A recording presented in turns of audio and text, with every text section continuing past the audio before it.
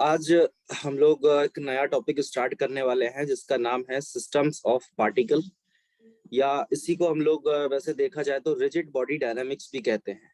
इसी को हम लोग रिजिड बॉडी डायनामिक्स भी बोलते हैं, ठीक है। और रिजिड बॉडी डायनामिक्स को शॉर्ट में हम लोग RBD कह देते हैं, RBD, रिजिड बॉडी डायनामिक्स, ठीक है। तो इसको हम लोगों को स्टार्ट करना है यहाँ पे। तो सबसे पहले आपको यहाँ पे जो टॉपिक का नाम है हमारा रिजिड बॉडी डायनामिक्स, तो इसका मतलब पता होना चाहिए। तो अब इसमें दो शब्द हैं, एक तो रिजिड बॉडी है और दूसरा है डायनामिक्स। तो सबसे पहले मैं डायनामिक्स का मतलब आपको बता दूं कि एक दो तरह की स्टेट होती हैं किसी भी पार्टिकल की। एक होता है उसका रेस्ट होना और एक होता है उसका मोशन में होना, ठीक है।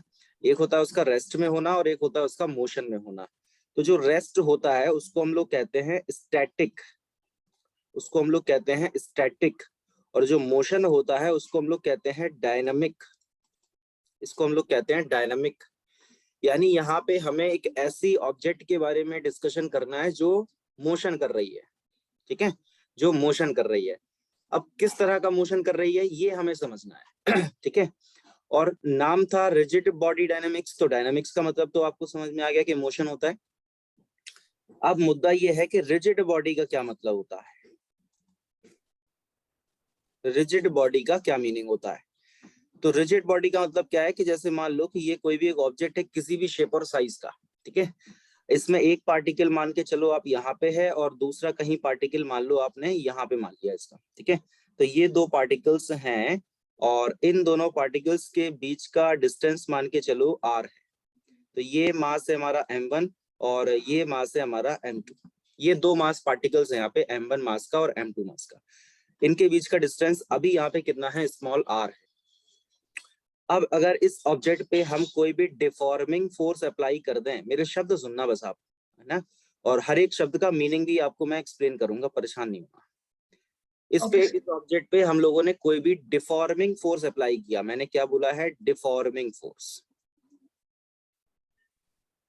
डिफॉर्मिंग फोर्स मैंने इस ऑब्जेक्ट पे अप्लाई किया। अब पहले मैं आपको ये भी बता दूं कि डिफॉर्मिंग फोर्स क्या होता है डिफॉर्मिंग फोर्स एक ऐसा फोर्स होता है जिससे ऑब्जेक्ट का शेप और साइज चेंज हो सकता है या हो जाता है, ठीक है। यानी एक ऐसा फोर्स जो ऑब्जेक्ट का शेप और साइज चेंज कर दे उसको हम लोग कहते हैं डिफॉर्मिंग फोर्स, ठीक है।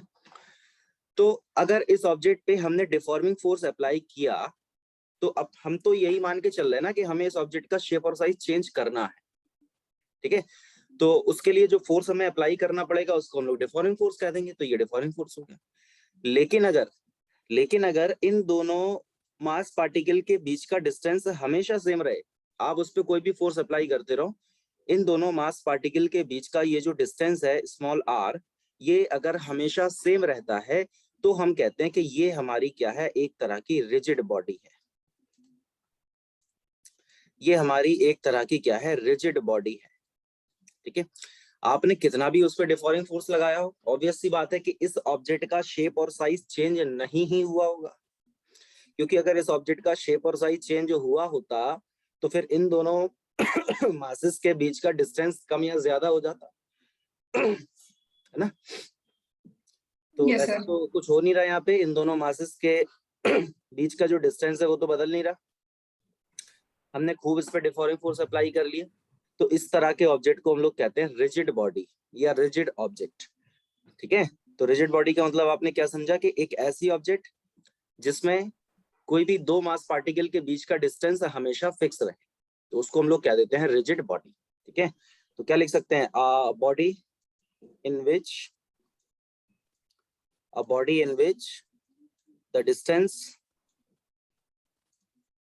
distance of any two particles will remain same is called rigid body, ठीक है। वो आप समझ ही लोगे।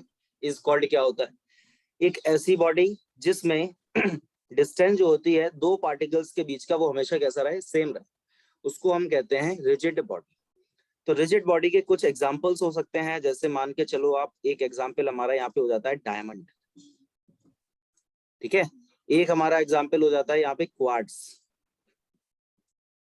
क्वार्ट्स ये भी रिजिड बॉडी के ही एग्जांपल है, जैसे डायमंड है, क्वार्ट्स है, तो ये सारे के सारे जो भी एग्जांपल्स हैं वो रिजिड बॉडी के एग्जांपल है। मतलब इनका पार्टिकल्स का बीच का जो डिस्टेंस है वो हमेशा इनमें फिक्स रहता है, वो कभी भी चेंज नहीं होता, ठीक है। बताइए। Got it sir. तो ये हमारा रिजिड बॉडी हो गया। अब लेकिन टॉपिक का नाम था रिजिड बॉडी डायनामिक्स। तो रिजिड बॉडी का मतलब तो समझ गए, अब डायनामिक्स का मतलब और डिटेल में समझने की कोशिश करते हैं। मैंने आपको डायनामिक्स का मतलब अभी छोटे से तौर पे बता दिया कि मोशन होता है। तो यहाँ पे रिजिड बॉडी के कितने तरह के मोशन होते हैं वो हमको समझना है। तो रिजिड बॉडी के यहाँ हमारे सामने 3 तरह के मोशन होते हैं, देखते हैं। मोशन ऑफ रिजिड बॉडी, यहाँ पे हो जाता है हमारे सामने मोशन ऑफ रिजिड बॉडी, ठीक है। हमारे सामने रिजिड बॉडी के 3 तरह के मोशन हो जाते हैं। तो 3 तरह की कौन कौन से मोशन हो जाते हैं उसको हम लोग देख लेते हैं। तो सबसे पहला हो जाता है ट्रांसलेशनल मोशन। Translational motion. दूसरा हो जाता है रोटेशनल मोशन। रोटेशनल मोशन, ये हमारे सामने दूसरा मोशन निकल के आता है। और तीसरा हो जाता है हमारे पास कंबाइंड ट्रांसलेशनल एंड रोटेशनल, ठीक है। तो ये 3 तरह के मोशन होते हैं, एक होता है ट्रांसलेशनल, एक होता है रोटेशनल और एक होता है कंबाइंड ट्रांसलेशनल एंड रोटेशनल। तो सबसे पहले हम डिस्कशन करते हैं ट्रांसलेशनल मोशन के बारे में कि भैया ट्रांसलेशनल मोशन जो है वो क्या होता क्या है, उसको समझते हैं। तो ट्रांसलेशनल मोशन बिल्कुल सिंपल सा है, इसमें कुछ स्पेशल खास कुछ है नहीं ज्यादा कुछ। ट्रांसलेशनल मोशन में सिर्फ क्या होता है कि पार्टिकल अपनी एक पोजीशन को छोड़ करके दूसरी पोजीशन पे शिफ्ट हो जाता है। पूरा का पूरा पार्टिकल ही शिफ्ट हो जाता है, ठीक है। मतलब ऐसा नहीं है कि पार्टिकल का कुछ पोर्शन शिफ्ट हुआ हो, पूरा का पूरा एक ऑब्जेक्ट जो आपको दिखाई दे रहा है वो एक ऑब्जेक्ट दूसरी जगह चला जाएगा उठ करके, ठीक है। जैसे मान के चलो कि ये हम लोगों ने यहाँ पे कोई भी एक ऑब्जेक्ट मान ली, तो ये ऑब्जेक्ट पे अगर कोई भी फोर्स अप्लाई करा गया तो ये ऑब्जेक्ट जो है वो पूरी की पूरी उठ के यहाँ चली गई। ये दोनों के शेप सेम है, मैं अभी बोल के बता देता हूँ कि इन दोनों के शेप सेम है, शेप चेंज नहीं हुए, लेकिन वो डायग्राम में लग रहा है कि चेंज हो गए, ठीक है। लेकिन आप मान के यही चलना कि वो शेप चेंज हुए नहीं है, ठीक है। हाँ, क्योंकि वो बनाने में शेप चेंज हो ही जाता है। अब मैं बना रहा हूँ पेन से तो थोड़ा बहुत तो इधर उधर हो ही जाएगा ना। ठीक है। तो ट्रांसलेशनल मोशन का मतलब क्या हो जाता है, when object shift from one point two another, from one point two another. जब कोई भी ऑब्जेक्ट एक पॉइंट से दूसरे पॉइंट पे शिफ्ट हो जाती है तो उसको हम लोग कह देते हैं ट्रांसलेशनल मोशन हो गया इस ऑब्जेक्ट में, ठीक है। अब जब पूरी की पूरी ऑब्जेक्ट ही शिफ्ट हो गई है तो वहां पे कोई भी पार्टिकल्स के बीच का जो डिस्टेंस रहेगा, जैसे मान लो इस ऑब्जेक्ट में ये पार्टिकल अगर यहाँ पे m1 मास का पार्टिकल इस पोजीशन पे है तो इस दूसरी ऑब्जेक्ट, मतलब ऑब्जेक्ट वही है, दूसरी पोजीशन पे जाकर के तो वो वाला पार्टिकल रहेगा तो वहीं पे ना, क्योंकि पार्टिकल्स थोड़ी चेंज हो रहे हैं। अब जैसे कोई पार्टिकल यहाँ पे है, मान के चलो आप ये m2 मास का पार्टिकल है यहाँ पे, तो ये पार्टिकल इस पोजीशन पे आकर के भी वहीं रहेगा, बदल थोड़ी जाएगा उसका पोजीशन। ये देखो आप, नो सर। कोई पार्टिकल अगर इस पोजीशन पे है तो यहाँ पे आने के बाद भी वो उसी पोजीशन पे रहेगा, वो बदल थोड़ी जाएगा, उसका लोकेशन नहीं बदल जाएगा कि ये m3 मास का पार्टिकल है तो m3 मास का पार्टिकल कहीं यहाँ पे होगा, ऐसा नहीं है। m3 मास का पार्टिकल वहीं रहेगा, क्योंकि जैसे मान लो आप ये पेन है, अगर इस पेन को आप उठा करके यहाँ से वहां रख दोगे तो ये पेन जो है एज इट इज रहेगा ना, सेम टू सेम ही तो रहेगा। सर। तो जो भी इसमें पार्टिकल्स का लोकेशन इस पोजीशन पे था वही पार्टिकल का लोकेशन इस पोजीशन पे रहेगा। बस पूरी ऑब्जेक्ट शिफ्ट हो गई है, मैंने क्या लिखा, व्हेन ऑब्जेक्ट शिफ्ट, पूरी की पूरी ऑब्जेक्ट ही शिफ्ट हो जाए एक जगह से दूसरी जगह, तो उसको हम लोग कहते हैं ट्रांसलेशनल मोशन। ठीक है, क्लियर है? Yes sir. और ट्रांसलेशनल मोशन के लिए जो काइनेटिक एनर्जी का फॉर्मूला हम लोग लिखते हैं वो हम लोग यहाँ पे क्या लिख देते हैं, half M V square. Kinetic energy का फॉर्मूला हम लोग यहाँ पे ये लिख देते हैं हाफ एम वी स्क्वायर, ये काइनेटिक एनर्जी का फॉर्मूला हो जाता है। ठीक है, half M V square, simple सा। और बाकी सारी चीजें आपको पता ही है। एम क्या होता है, मास ऑफ ऑब्जेक्ट, है ना। एम का मतलब हो जाता है मास ऑफ ऑब्जेक्ट, वी का मतलब क्या हो जाता है, स्पीड या वेलोसिटी, जो भी आप कहो यहाँ पे कोई फर्क नहीं पड़ता, वेलोसिटी। और के का मतलब काइनेटिक एनर्जी, सिंपल। यूनिट वगैरह सब पढ़ा ही चुका हूँ मैं आपको, वर्क पावर एनर्जी में सब कुछ हो चुका है वो। ठीक है, यस सर। प्रीवियस क्लास के नोट्स मिल गए आपको? Yes sir, I got it student. हाँ, तो अब हम लोग सेकंड बात कर लेते हैं, दूसरा है हमारे सामने ट्रांसलेशनल मोशन।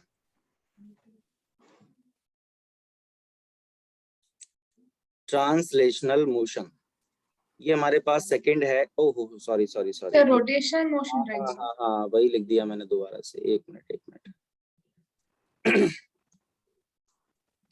दूसरा है हमारे सामने रोटेशनल मोशन, मैंने फर्स्ट वाला ही दोबारा से लिख दिया था। तो दूसरा हमारे सामने रोटेशनल मोशन, यानी रोटेशनल मोशन में क्या होगा कि पार्टिकल रोटेट करेगा।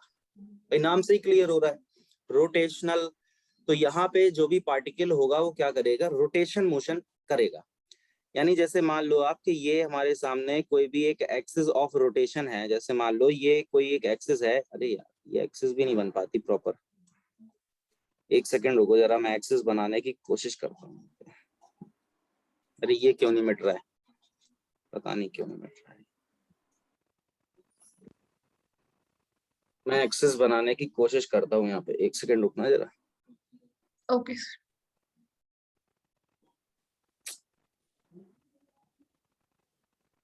अरे क्या हो रहा है,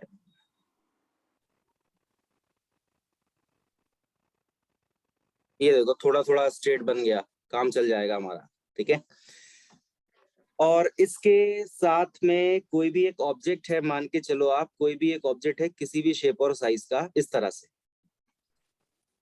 ठीक है, अब ये जो येलो कलर से मैंने एक्सिस जो लाइन बनाई है, इस एक्सिस को हम लोग क्या बोलते हैं, इस एक्सिस को हम लोग बोलते हैं एक्सिस ऑफ रोटेशन। ये हमारी एक्सिस क्या कहलाती है, एक्सिस ऑफ रोटेशन कहलाती है। यानी ये पूरी की पूरी ऑब्जेक्ट इसी एक्सिस के अबाउट घूम रही है, अलोंग घूम रही है, इस एक्सिस के इस तरह से गोल गोल घूम रही है।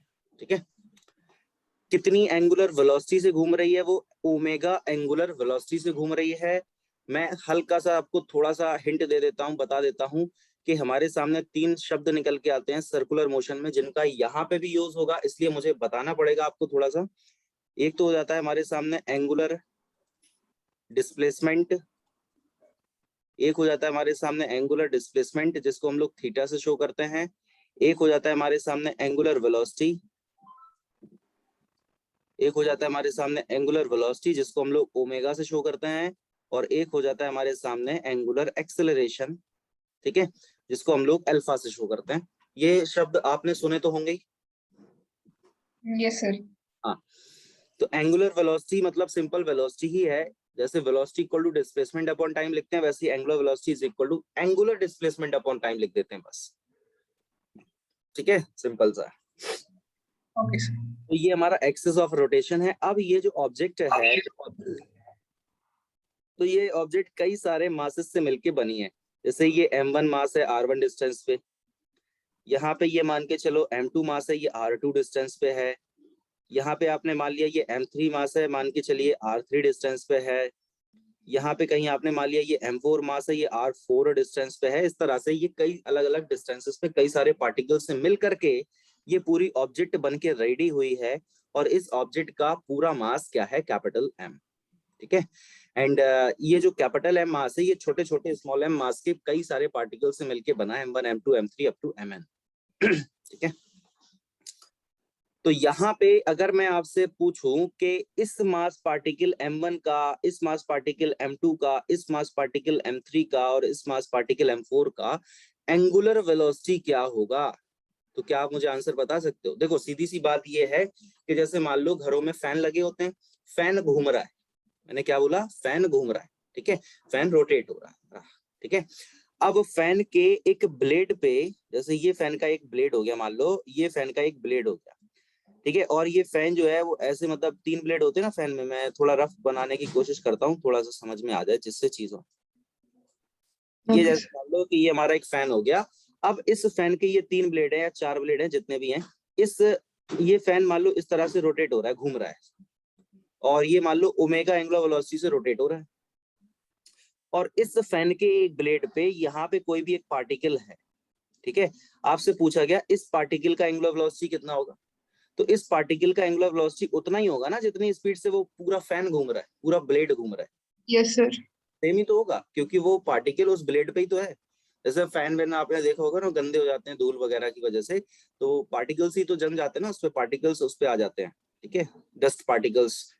तो वो डस्ट पार्टिकल में से किसी एक पार्टिकल को हमने सेलेक्ट किया और पूछा आपसे कि उस पार्टिकल का एंगुलर वेलोसिटी कितना है, तो उस पार्टिकल का एंगुलर वेलोसिटी उतना ही तो होता है जितना एंगुलर वेलोसिटी। क्लियर Got है? it, sir. तो इसका मतलब है कि ये जो आपके सामने ऑब्जेक्ट दिखाई दे रही है, इस ऑब्जेक्ट का एंगुलर वेलोसिटी जितना होगा उतना ही एंगुलर वेलोसिटी उसके हर एक पार्टिकल का होगा। बताइए, क्योंकि पूरी की पूरी ऑब्जेक्ट एक साथ ही तो घूम रही है, अलग अलग पार्ट में थोड़ी घूम रही है ऑब्जेक्ट। पूरी एक ऑब्जेक्ट है, रिजिड ऑब्जेक्ट है, वो पूरी एक साथ घूम रही है। तो जितनी वेलोसिटी से ऑब्जेक्ट घूम रही है पूरी, उतनी ही वेलोसिटी से उसके पार्टिकल्स भी तो घूम रहे हैं। ठीक है। Yes, sir. हाँ, या फिर आपको अगर ऐसे समझ नहीं आया तो आप ऐसे समझ सकते हो कि अगर एक कार में बैठ के 4 लोग जा रहे हैं, ठीक है, ये मेरी आवाज रिपीट क्यों हो रही? आपको भी सुनाई दे रहा है क्या रिपीटिशन? No, sir. पता नहीं मुझे ही क्यों सुनाई दे रहा, रिपीट हो रही है आवाज। चलो ठीक। अगर एक कार में बैठ करके 4 लोग जा रहे हैं कहीं पे, तो जितनी वेलोसिटी उस कार की है उतनी ही वेलोसिटी तो उन चारों की है। सोच के बताओ, Yes, sir. है ना? तो बस वही चीज यहाँ पे, ठीक है। अब जैसे Okay. एंगुलर डिस्प्लेसमेंट की हम लोग बात करते हैं, तो एंगुलर डिस्प्लेसमेंट का मतलब एक सिंपल सा एंगल हो जाता है। एंगुलर डिस्प्लेसमेंट का मतलब यहाँ पे क्या हो जाता है, एंगल से है, तो थीटा इज इक्वल टू हम लिख सकते हैं arc upon radius. Theta is equal to हम लिख सकते हैं आर्क अपॉन रेडियस, ठीक है। अब जैसे मान लो कि आप कोई भी एक पार्टिकल है वो सर्कुलर पाथ पे मोशन कर रहा है, ठीक है, तो उसका जो पोजीशन वेक्टर है वो किसी एंगल को कवर करके यहाँ पहुंचा होगा, ये मान लो एंगल थीटा है। तो ये ए पॉइंट मान लो, ये बी पॉइंट मान लो, तो ये आर्क यही तो हुआ उसका ए बी। रेडियस को आपने अगर आर मान लिया, तो थीटा इज इक्वल टू हम लोग क्या लिख सकते हैं, A B is an arc upon radius. इस तरह से हम लिख देंगे इसको। तो ए बी को क्या लिख सकते हो, R into theta, something like this, ठीक है। अब आप इसको डिफरेंशिएट करेंगे जब दोनों साइड, टाइम के रिस्पेक्ट में, differentiation with respect to time. जब आप इसको टाइम के रिस्पेक्ट में क्या करेंगे, डिफरेंशिएट करेंगे, तो आपको इससे क्या मिल जाएगा, यहाँ पे आप बताइएगा मुझे। डिफरेंशिएशन तो आपने सुना होगा कैसे करते हैं, तो इसका जब आप डिफरेंशिएशन करोगे तो क्या Yes, मिलेगा? sir. तो डी, So अरे it would be D, हाँ सही बता रहे theta हो, by D times D A B over D T, by D. R constant है, और D theta upon D T, ये मिल जाएगा। Yes, sir. Got it. अब ये ए बी जो है वो एक लीनियर डिस्टेंस है ना, कोई भी आर्क जब लगता है तो वो लीनियर होता है, मतलब लीनियर डिस्टेंस होता है। तो डिस्प्लेसमेंट या डिस्टेंस अपॉन टाइम को हम क्या लिखते हैं, वेलोसिटी। तो ये हमारा वेलोसिटी वी आ जाएगा, और ये आर तो एज इट इज है, और ये D theta upon D T का मतलब क्या हो जाएगा, देखो एंगुलर डिस्प्लेसमेंट अपॉन टाइम क्या हो जाएगा, एंगुलर वेलोसिटी, तो यानी ओमेगा। तो ये देखो एक रिलेशन आप V equal to R omega, आया कि नहीं? Yes, sir. तो ये रिलेशन आपका किसके बीच में आया है, linear velocity and angular Velocity velocity, and linear okay. Velocity angular velocity, linear velocity and angular velocity. ये शो हो रहा है इतना नीचे मैं लिख रहा हूँ? Yes, sir. हाँ, तो linear velocity and angular velocity में ये रिलेशन होता है। अब मेरी बात सुनो आप, कि v equal to R omega तो है हमारे सामने, v equal to R omega तो है। अब इसको आप एक बार और डिफरेंशिएट कर दो, इसको आप एक बार और डिफरेंशिएट कर दो, किसके रिस्पेक्ट में, विद रिस्पेक्ट टू टाइम। इसको आप टाइम के रिस्पेक्ट में एक बार और डिफरेंशिएट कर दो तो क्या मिल जाएगा आपको, dv upon dt is equal to r तो कांस्टेंट है, और यहाँ पे हो जाएगा ये d ओमेगा अपॉन dt। अब आप मुझे बताइए कि dv अपॉन dt को क्या हम एक्सेलरेशन लिख सकते हैं? बिल्कुल, change in velocity Yes, upon sir. Time acceleration होता है, और ये r जो है वो तो रेडियस है, फिक्स है। और d ओमेगा अपॉन dt को हम एंगुलर एक्सेलरेशन लिख सकते हैं। क्यों? क्योंकि ये एंगुलर वेलोसिटी अपॉन टाइम है ना।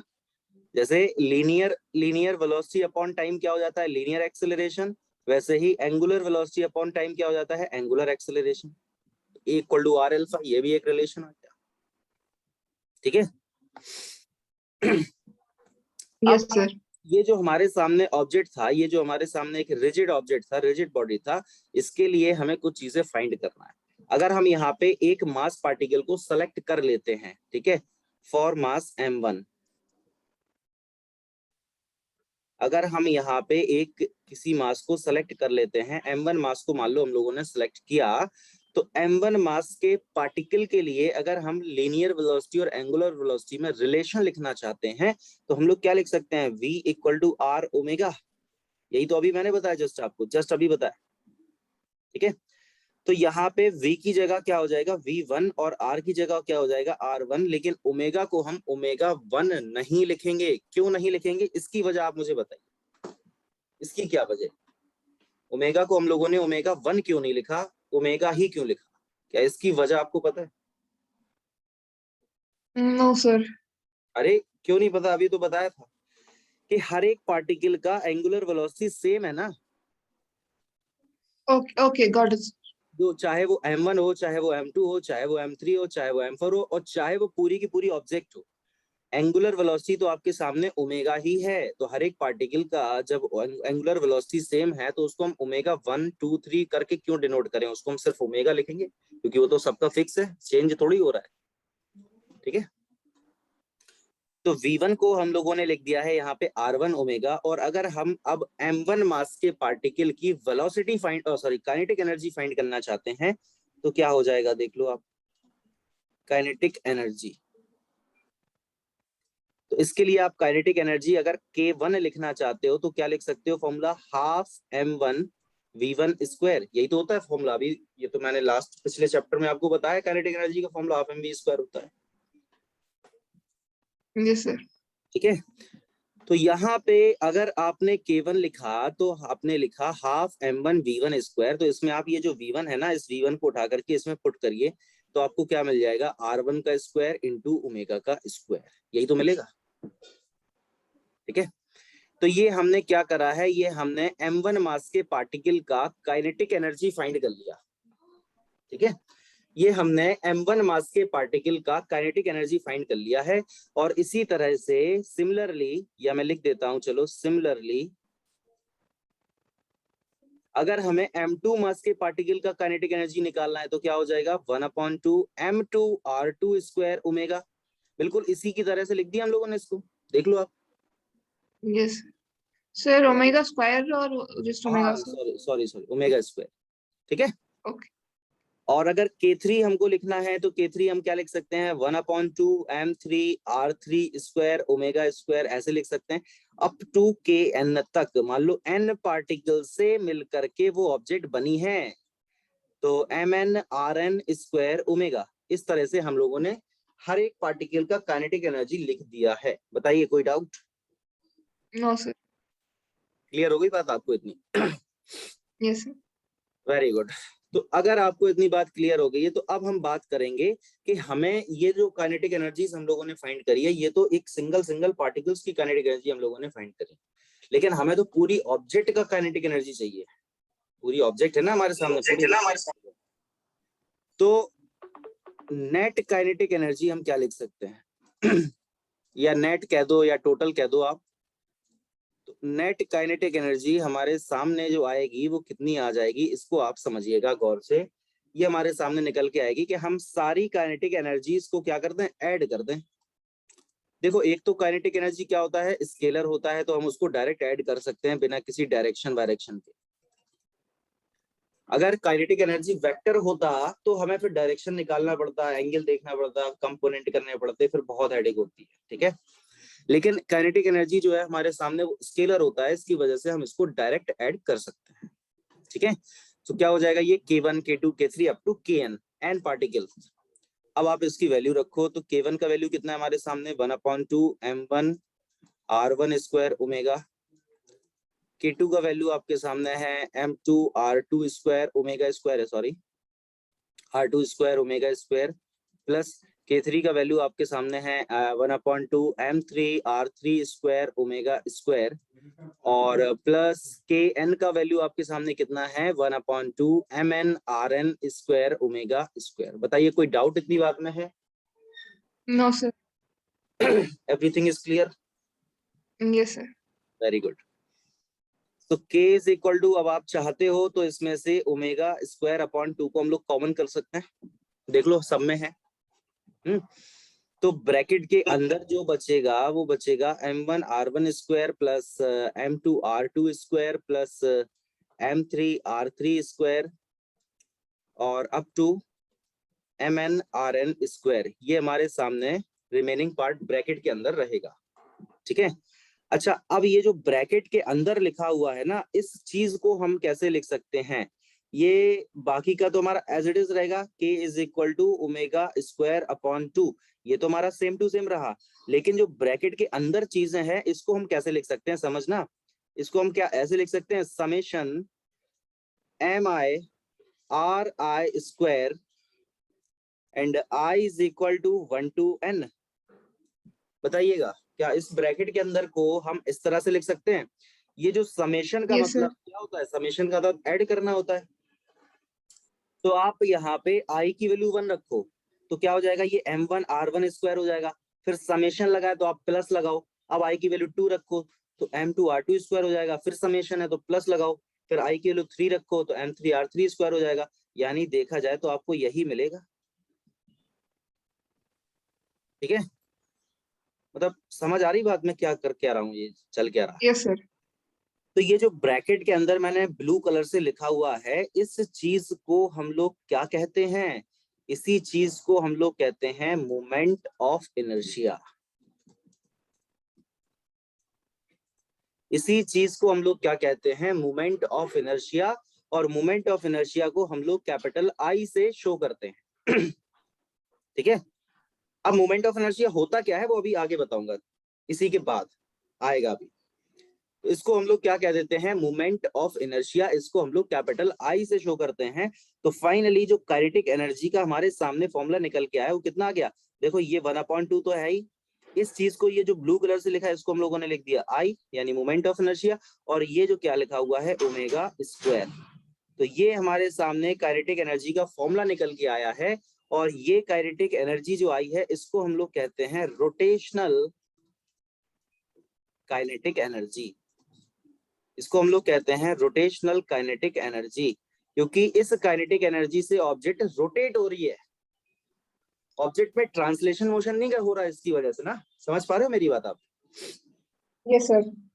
तो इस काइनेटिक एनर्जी का नाम क्या लिखते हैं हम लोग, रोटेशनल काइनेटिक एनर्जी। यानी इस काइनेटिक एनर्जी की वजह से ऑब्जेक्ट क्या होती है, रोटेट होती है। इस काइनेटिक एनर्जी की वजह से ऑब्जेक्ट क्या हो जाती है, रोटेट हो जाती है, घूमती है गोल गोल। यहाँ आई क्या होता है, moment of inertia about an axis. अभी हम मोमेंट ऑफ इनर्शिया को डिफाइन करेंगे आगे आने वाले टाइम पे। और ओमेगा को हम लोग क्या कह देते हैं, एंगुलर वेलोसिटी। मेरी आपको इतनी बात अच्छे तरीके से क्लियर हो गई कि नहीं, एक बार प्लीज मुझे बताइए। Yes sir, understood sir. Very good. So ये चीज आपको बिल्कुल क्लियर हो जानी चाहिए कि इसको हम लोग कह देते हैं रोटेशनल काइनेटिक एनर्जी। हम लोगों ने दो तरह के मोशन पढ़ लिए हैं। एक मोशन हमारा कौन सा हो गया था, अरे ये बैक क्यों नहीं हो रहा यार। एक हमारा मोशन कौन सा था, कहाँ गया, ये है ट्रांसलेशनल मोशन था। और दूसरा हम लोगों ने कवर कर लिया यहाँ पे रोटेशनल मोशन। अब तीसरा वाला मोशन हमारा कौन सा बचा है, combined translational and rotational motion. ठीक है, तो इसको हम लोग देखते हैं। तीसरा वाला ये जो मोशन है हमारा, थर्ड वाला मोशन क्या कहता है, combined translational and rotational motion. Translational and rotational motion, ये मतलब बहुत ही सिंपल है, कुछ इसमें स्पेशल नहीं है, ठीक है। इसमें होगा क्या कि पार्टिकल आगे भी चलेगा, पार्टिकल अपनी जगह को छोड़ के दूसरी जगह भी जाएगा, अपनी पोजीशन को छोड़ करके दूसरी जगह भी जाएगा, दूसरी पोजीशन पे भी जाएगा, और वो गोल गोल भी घूमेगा।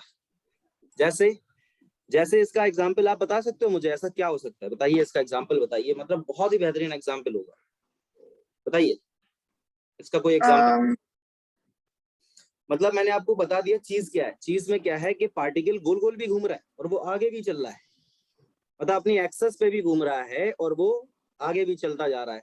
इसके एग्जाम्पल बताइए आप डेली सर देखते द हो। Car, wheels car. हाँ व्हील्स कार, बिल्कुल सही है, कार्स व्हील, व्हील्स कार नहीं, कार्स व्हील। यस। ठीक है, तो कार्स व्हील, ठीक है। और भी एक बढ़िया सा एग्जाम्पल मैं बताऊं आपको इसका, motion of earth about sun, बताइए है कि नहीं। Yes sir. अब आपको ये बात देखो पता होनी चाहिए कि जो अर्थ का मोशन होता है वो दो तरह का मोशन होता है। एक तो अर्थ करती है रोटेशनल, भाई अर्थ गोल गोल भी तो घूमती है। हाँ सर। गोल घूमने की वजह से तो उसके डे एंड नाइट होते हैं, ये आपने ज्योग्राफी में पढ़ा होगा। जब वो गोल गोल घूमती है उसी की वजह से तो दिन और रात होते हैं। और दूसरा होता है उसमें ट्रांसलेशनल मोशन, ठीक है। इसी की वजह से, ट्रांसलेशन की वजह से क्या होता है, वेदर चेंज होता है। क्या चेंज होता है, वेदर। अरे मैंने स्पेलिंग गलत लिख दी क्या, चलो छोड़ो, ठीक है लिख ही रहने दो। तो ट्रांसलेशन मोशन की वजह से क्या होता है, मौसम परिवर्तन होता है, मौसम में चेंजमेंट आता है, कभी सर्दी कभी गर्मी, अभी सर्दी आ गई है, समझ पा रहे हो। और रोटेशन की वजह से क्या होता है, दिन और रात होते हैं। तो अर्थ जो है वो दोनों तरह की मोशन करता है, अर्थ जो है वो रोटेशनल मोशन भी करता है और ट्रांसलेशनल मोशन भी करता है। तो ये इसी का एग्जाम्पल हो जाएगा, combined translational and rotational motion. बताओ चीज क्लियर आ गई समझ आपको। Yes sir. Very good. अब हम लोग यहाँ पे बात करने वाले हैं मोमेंट ऑफ इनर्शिया के बारे में।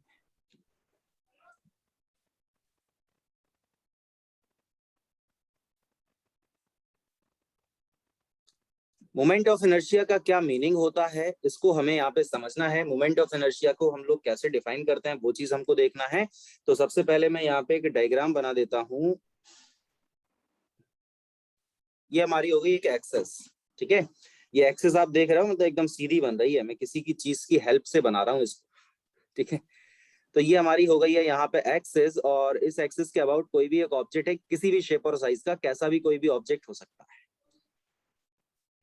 और इस ऑब्जेक्ट में कई सारे मास पार्टिकल्स हैं, जैसे मान लो कि ये एक मास पार्टिकल है m1, ठीक है, ये r1 डिस्टेंस पे है। एक मास पार्टिकल यहाँ पे क्या है, मान के चलो आप m2 है, ये r2 डिस्टेंस पे है। यहाँ पे कहीं मास पार्टिकल कोई मान लो m3 है और ये r3 डिस्टेंस पे, up to and so on, ठीक है। इस ऑब्जेक्ट का टोटल मास जो है वो कैपिटल M है, और ये हो गया इसका एंगुलर वेलोसिटी। और इस एक्सिस का नाम क्या होता है, इस एक्सिस का नाम होता है एक्सिस ऑफ रोटेशन। इस एक्सिस का नाम क्या हो जाता है, एक्सिस ऑफ रोटेशन। यानी ये ऑब्जेक्ट जो है वो इसी एक्सिस के अबाउट घूम रही है, गोल गोल। Are you getting me. Yes sir. Very good. तो ये मोमेंट ऑफ इनर्शिया को भाई हम लोग डिफाइन कैसे करते हैं, मोमेंट ऑफ इनर्शिया को डिफाइन करते हैं कि it is defined as the, it is defined, it is defined as the product of, it is defined as the product of mass, product of mass and the square of, product of mass and the square of the distance between, yeah, square of the distance of mass from axis of rotation, from axis of rotation। अगर आपको ये definition clear नहीं है तो मैं इसको समझा देता हूं, सुनो। मोमेंट ऑफ इनर्शिया को हम डिफाइन कैसे करते हैं, it is defined as the product of mass, यानी मास और किस चीज का प्रोडक्ट है, the square of the distance, यानी डिस्टेंस के स्क्वायर है। और ये डिस्टेंस किसके बीच की है, मास पार्टिकल और एक्सिस ऑफ रोटेशन के बीच की। समझ पा रहे हो, यानी किसी भी सर। मास पार्टिकल और उसकी एक्सिस के बीच का जो डिस्टेंस है, जैसे मान के चलो आप मेरी बात अगर सुनना, कि अगर आपने माना कि ये हमारे सामने कोई भी एक एक्सिस है, अरे यार ये एक्सिस को नजर लग गई, इस एक्सिस को नजर लग गई किसी की, अभी मैंने अपनी एक्सिस यहाँ पे जो बनाई उसकी तारीफ कर दी तो यहाँ पे उसको नजर लग गई, ठीक। तो जैसे मान लो आपके ये हमारे सामने कोई भी एक एक्सिस है, ठीक है, ये हमारे सामने कोई भी एक एक्सिस है और इस एक्सिस से स्मॉल आर डिस्टेंस पे मान के चलिए आप, यहाँ स्मॉल आर डिस्टेंस पे कोई एक मास पार्टिकल रखा हुआ है, जैसे मान लो ये रखा है, इसका क्या है, m है इसका मास। आपसे बोला गया कि इस मास पार्टिकल का इस एक्सिस के अबाउट मोमेंट ऑफ इनर्शिया बताइए, तो आप इसका मोमेंट ऑफ इनर्शिया क्या बोल दोगे, आपको वो डेफिनेशन तुरंत याद आएगा ना, कि प्रोडक्ट होता है मास का और मास और डिस्टेंस के स्क्वायर होता है, ऐसा कुछ याद आ जाएगा आपको, तो आप क्या बोल दोगे, mr स्क्वायर, बस ये मोमेंट ऑफ इनर्शिया आ गया। बताओ। Yes sir. तो मोमेंट ऑफ इनर्शिया का फॉर्मूला हमारे सामने निकल के आ चुका है, I is equal to mr square. तो ये फॉर्मूला इस तरह के मासेस के लिए आएगा, मतलब जैसे सिंगल मास है तो उस तरह के लिए आ जाएगा। अगर हम यहाँ से यूनिट निकालना चाहें तो इसका यूनिट बताइए क्या होगा, यूनिट इसका क्या हो जाएगा, मास का यूनिट क्या हो जाता है, किलोग्राम, और डिस्टेंस का यूनिट हो जाता है मीटर स्क्वायर, तो इसका यूनिट जो निकल के आएगा फाइनली वो हो जाएगा kilogram metre square, kilogram metre square, ये इसका यूनिट हो जाएगा। क्लियर है बात? Yes sir. अगर हम इसके डायमेंशन की बात करते हैं बच्चे, तो डायमेंशन इसका कितना हो जाएगा बताइएगा आप मुझे, डायमेंशन आप बता सकते हो ना। मास का डायमेंशन सर m होता है, डिस्टेंस का m डायमेंशन सर l होता है, l स्क्वायर लगा है, स्क्वायर। का डायमेंशन ml2 हो जाएगा। सिंपल है, बहुत ही ज्यादा, कहाँ दिक्कत है, यस सर। ठीक है।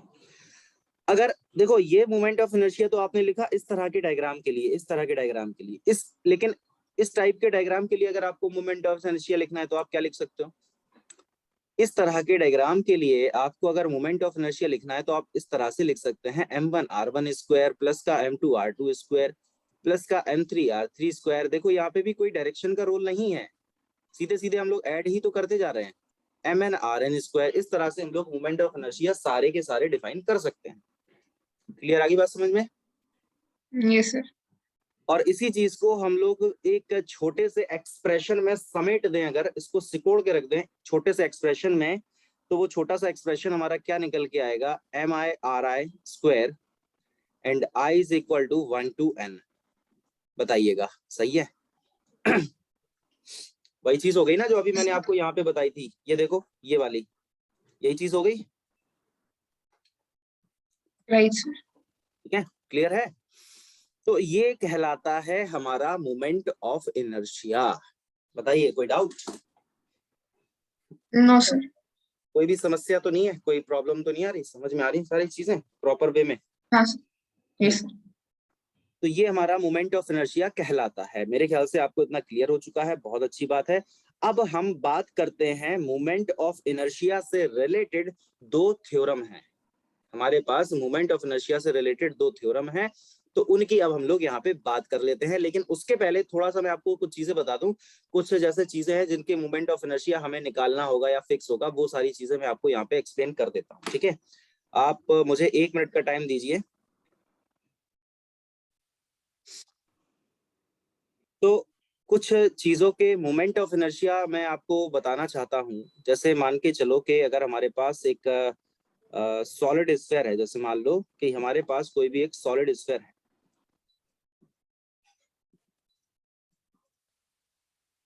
ठीक है, एक सॉलिड स्फीयर है हमारे पास, और सॉलिड स्फीयर कुछ है हमारे पास इस तरह से। ये मान लिया हम लोगों ने कि एक हमारे पास कोई भी एक सॉलिड स्फीयर है, और एक्सिस जो है वो एक्सिस किस तरह से आ रही है, मतलब आप समझ पा रहे हो, एक्सिस इसके अंदर से होके आ रही है।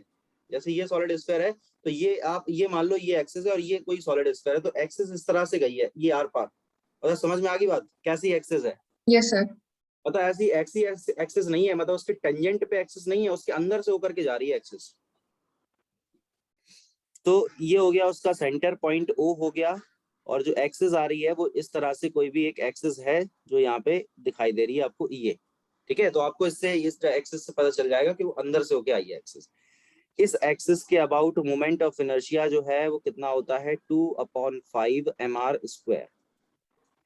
और इसमें जो r है वो r हमारा क्या हो जाता है, रेडियस हो जाता है, और जो कैपिटल एम है वो इसका हो जाता है मास। कैपिटल एम क्या हो जाता है? मास हो जाता है। और 2/5 mr², ये होता है सॉलिड स्फीयर के लिए। इसी तरह से अगर हम बात करते हैं हॉलो स्फीयर की, अगर हम यहाँ पे बात करते हैं हॉलो स्फीयर के बारे में, हॉलो स्फीयर के लिए कितना होता है, तो हॉलो स्फीयर भी हमारा कुछ इसी तरह का होगा। अच्छा, सॉलिड और हॉलो में डिफरेंस क्या होगा?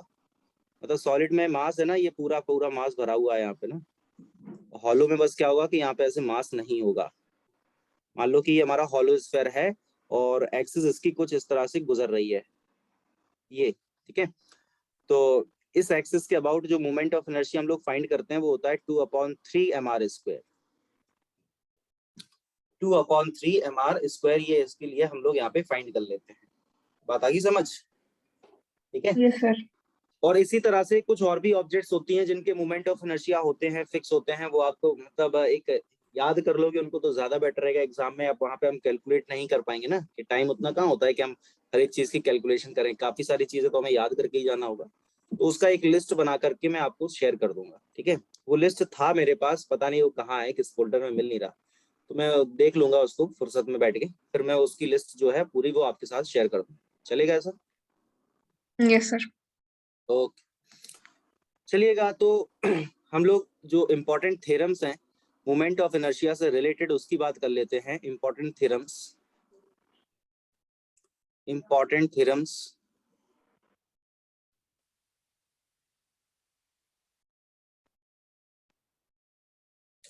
Important theorems related to moment of inertia, related to moment of inertia, ठीक है।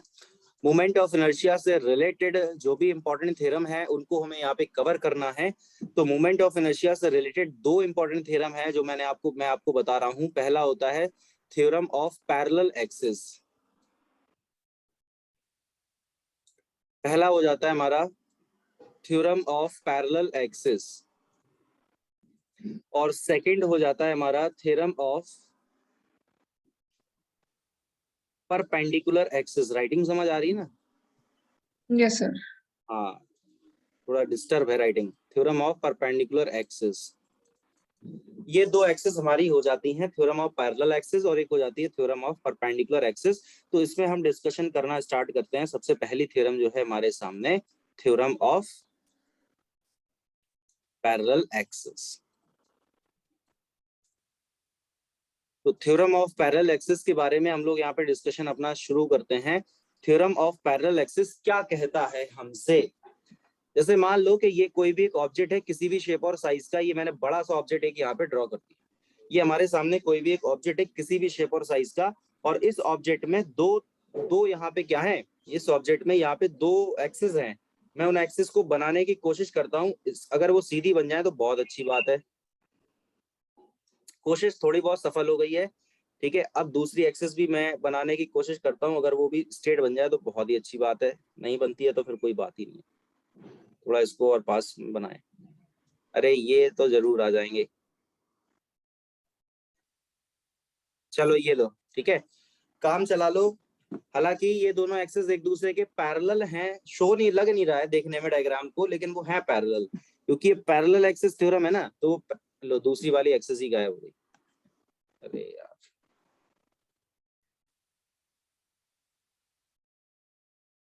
एक सेकेंड, अब ठीक है, चलो हो गया। तो ये दोनों एक्सिस मैंने यहाँ पे बना दी हैं, ये दोनों एक्सिस एक दूसरे के पैरेलल हैं।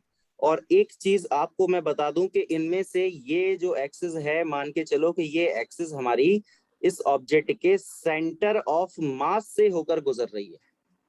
सीएम, सीएम मतलब सेंटर ऑफ मास। ये जो भी ऑब्जेक्ट है हमारी, वो इसके सेंटर ऑफ मास से होकर गुजर रही है। और ये जो एक्सिस है वो एक नॉर्मल सी एक्सिस है, उसका कोई इशू नहीं है। ये जो एक्सिस है वो एक नॉर्मल सा एक्सिस है, इससे कोई भी दिक्कत हमें यहाँ पे नहीं है, ठीक है। तो इन दोनों एक्सिस के बीच का जो डिस्टेंस है उसको हम लोगों ने मान लिया है स्मॉल डी। इन दोनों एक्सिस के बीच का ये जो डिस्टेंस है उसको हम लोगों ने मान लिया है स्मॉल डी। तो अब ये जो दो एक्सिस आपको नजर आ रही हैं, तो इन दोनों एक्सिस के अबाउट मोमेंट ऑफ इनर्शिया होगा। तो जो सेंटर ऑफ मास से होके गुजर रही है एक्सिस, उसके अबाउट मोमेंट ऑफ इनर्शिया क्या हो जाएगा, ICM। और एक ये जो एक्सिस है उसके अबाउट मोमेंट ऑफ इनर्शिया हमारा क्या हो जाएगा, I। ठीक है, तो इस थ्योरम के अकॉर्डिंग ये थ्योरम कहती क्या है, ये थ्योरम कहती है कि I is equal to ICM और प्लस का MD square, where M is the mass of this object. ठीक है, ये होता है हमारा थ्योरम ओहो, थ्योरम ऑफ पैरेलल एक्सिस हमसे कहती है। ये कौन कहता है, ये हमसे कहती है थ्योरम ऑफ पैरेलल एक्सिस, ये हमसे कहती है थ्योरम ऑफ पैरेलल एक्सिस कि I is equal to ICM plus का MD स्क्वायर। ठीक है, ICM का मतलब क्या है, ऐसी एक्सिस के अबाउट मोमेंट ऑफ इनर्शिया जो उसके सेंटर ऑफ मास से होके गुजर रही है। ठीक है, कैपिटल M का मतलब क्या हो जाता है, इस ऑब्जेक्ट का मास क्या है, और स्मॉल d का मतलब है कि इन दोनों एक्सिस के बीच का डिस्टेंस क्या है। बताओ कोई डाउट? No sir. थोड़ा कठिन लग रहा है क्या ये सब? No sir, I can understood. Okay, तो ये हमारा हो जाता है theorem of parallel axis I is equal to ICM plus का MD स्क्वायर। ठीक है, आपको ये I, ICM, M और D स्क्वायर समझ में आई गए हैं। वैसे मैंने डायग्राम में एकदम क्लियर तरीके से उनको लिखा है कि I यहाँ पे क्या होता है, ICM क्या है, सेंटर ऑफ मास से होकर एक्सिस गुजर रही है उसके about movement of inertia. M यहाँ पे क्या हो जाता है, M यहाँ पे पूरी ऑब्जेक्ट का मास हो जाता है, और ये जो D है वो दोनों एक्सिस के बीच का डिस्टेंस हो जाता है। ठीक है, चलिएगा, तो इससे रिलेटेड हम बात कर लेते हैं एक छोटे से क्वेश्चन की। क्वेश्चन नहीं हुआ, बहुत देर हो गई है, क्वेश्चन नहीं हुआ है, तो एक छोटे से क्वेश्चन की हम लोग एक बात कर लेते हैं। तो सबसे पहले तो मैं यहाँ पे दो एक्सिस बना देता हूँ, उसके बाद हम लोग क्वेश्चन की बात करते हैं। एक एक्सिस हमारी कुछ इस तरह से बन गई, ये मान लो ये एक्सिस हो गई है, और एक एक्सिस मैं इसी के बगल में बना देता हूँ। एक एक्सिस हमारे सामने ये हो गई है, और ये मान के चलो आपके दोनों एक्सिस पैरेलल हैं। ठीक है, अब वो स्ट्रेट लाइन नहीं बन पा रही है, वो ठीक है, बात की बात है, लेकिन आप मान लो कि ये दोनों एक्सिस हमारी पैरेलल हैं, और ये कोई भी एक ऑब्जेक्ट है ये कोई भी एक ऑब्जेक्ट है ठीक है, ये हो गई हमारी एक्सिस नंबर 1 और ये हो गई हमारी एक्सिस नंबर 2। इस ऑब्जेक्ट का मास आपको गिवन है कैपिटल M, और यहाँ कहीं पे इस ऑब्जेक्ट का सेंटर ऑफ मास है, यहाँ कहीं पे इस ऑब्जेक्ट का क्या है, सेंटर ऑफ मास है। सेंटर ऑफ मास से एक्सिस 1 की डिस्टेंस कितना है, A है, और सेंटर ऑफ मास से एक्सिस 2 का डिस्टेंस कितना है, B है। तो आपको बताना है फाइंड द रिलेशन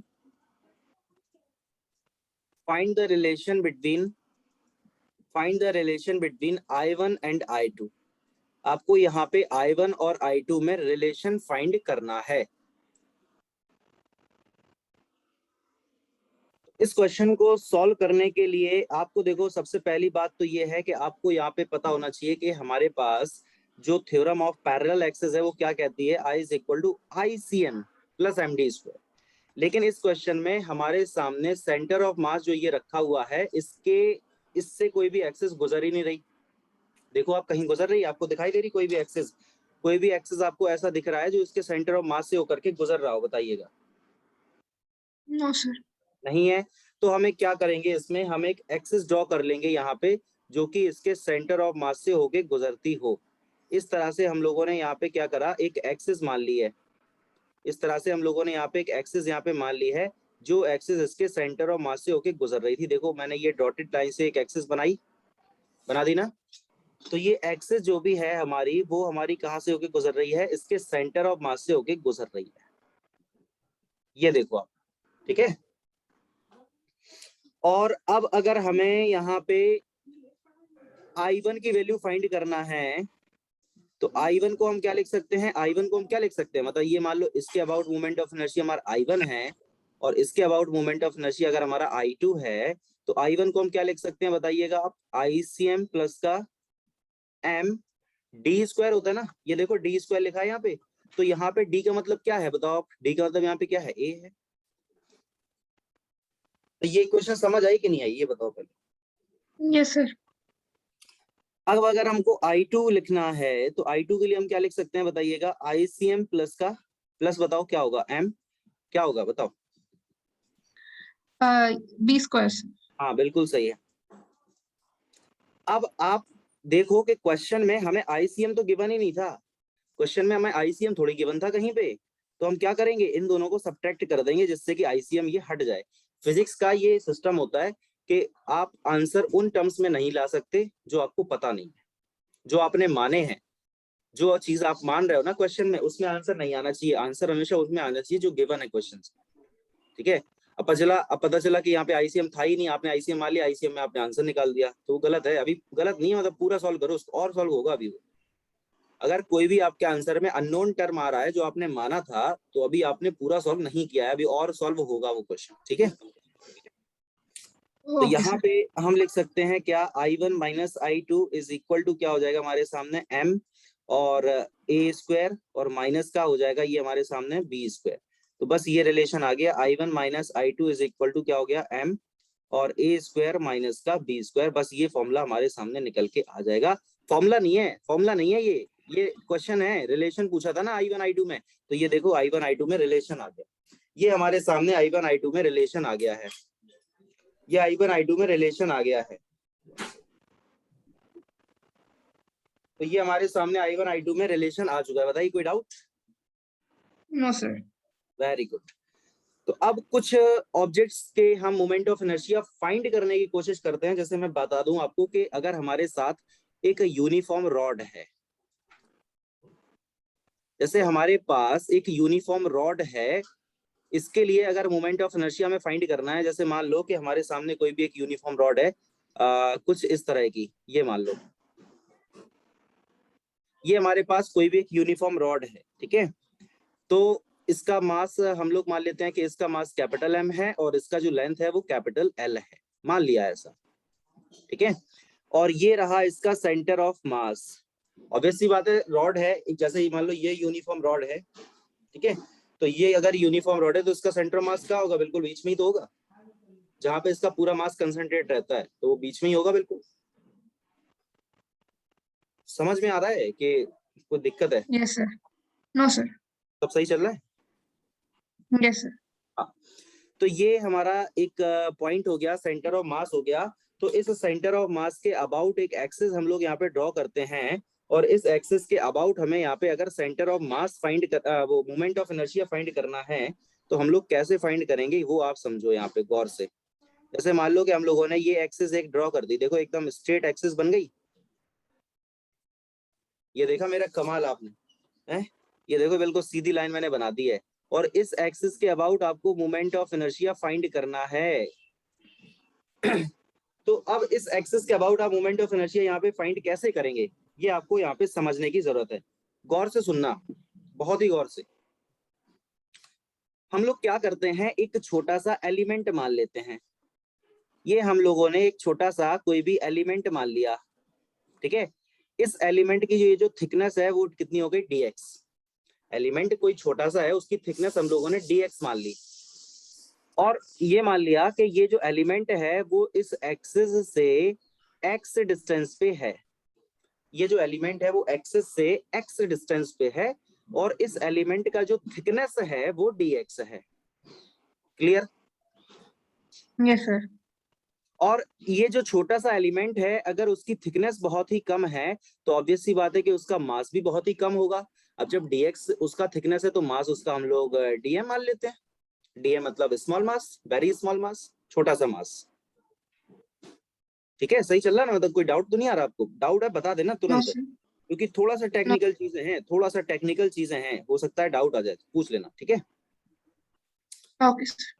तो यहाँ पे अगर इस छोटे से पार्ट के लिए, इस छोटे से पार्ट के लिए अगर आपको मोमेंट ऑफ इनर्शिया लिखना है, ये जो मैंने ग्रीन कलर से इसमें रंग भर दिया ना, कलर कर दिया इसके अंदर, इस छोटे से पोर्शन के लिए अगर आपको मोमेंट ऑफ इनर्शिया यहाँ पे लिखना है, तो मोमेंट ऑफ इनर्शिया मैंने आपको देखो लिख के बताया था, कहाँ गया ये देखो, कि एक मास पार्टिकल आपके सामने यहाँ पे रखा है, r डिस्टेंस पे एक्सिस है, मोमेंट ऑफ इनर्शिया हमारा क्या हो जाता है, mr स्क्वायर हो जाता है।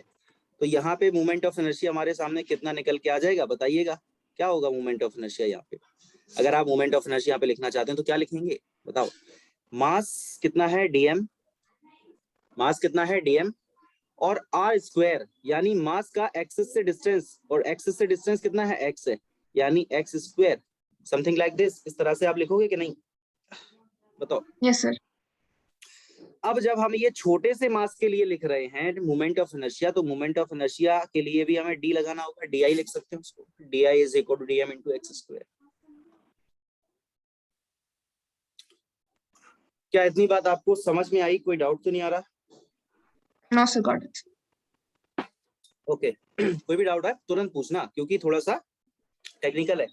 बाद के लिए मत छोड़ देना कि बाद में पूछेंगे, बाद, अभी हाल तुरंत। अब हमें यहाँ पे डीएम का वैल्यू फाइंड करना है। क्यों करना है? इस पूरी रॉड का मास m है, इस पूरी रॉड का मास m है। छोटा सा पार्ट लिया हमने, कोई छोटा सा पार्ट अगर हमने ले लिया, तो उस छोटे से पार्ट का मास हमें फाइंड करना है। मेरी बात गौर से सुनना। बचपन में आपने ऐसे क्वेश्चंस करे होंगे जब आप बहुत ही छोटे से थे, हैं, 1 रुपए में 2 चॉकलेट आते हैं, तो 5 रुपए में कितने चॉकलेट आएंगे? करे ऐसे क्वेश्चन? Yes sir. तो वही यूनिटरी मेथड है कि अगर L लेंथ का मास m है, देखो ये पूरी लेंथ L है ना, पूरी की पूरी लेंथ रॉड की, यहां से लेकर के यहां तक, इस पूरी लेंथ का मास कैपिटल M है।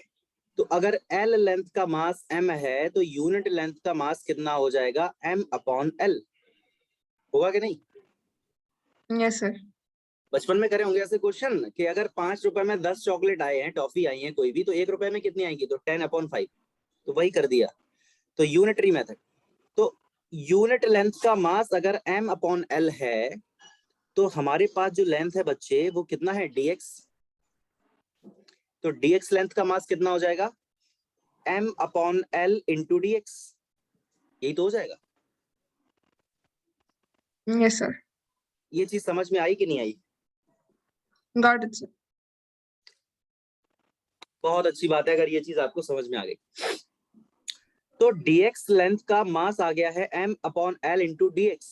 और आप यहाँ डायग्राम में देखो कि dx लेंथ का मास हम लोगों ने कितना माना था? dm। यानी इन शॉर्ट ये हमारी dm की ही वैल्यू निकल के आ गई है बच्चे। बताइए रितिका, समझ में आई आपको बात? ये हमारी यस देखा सर। जाए dm की ही वैल्यू तो आ गई है, m upon L into dx। ठीक है, तो अब इस वैल्यू को उठा करके आप इस dm की जगह पे रखोगे, तो di इज इक्वल टू हमारे सामने क्या हो जाएगा? इस एक्स स्क्वायर को पहले लिख दो, और dm की वैल्यू आपके सामने ये लिखी हुई है m upon L into dx। ये देख लो आप। ठीक है, अब यहाँ पे हमें करना है इंटीग्रेशन। हमें यहाँ पे करना है इंटीग्रेशन। क्या करना है? इंटीग्रेशन। इंटीग्रेशन आपको आता है? No, not sir, little bit I know sir, but not complete. मतलब इंटीग्रेशन आपको बहुत अच्छे से नहीं आता है ना? Yes sir. तो पहले थोड़ा सा इंटीग्रेशन बता दूं 2 मिनट में?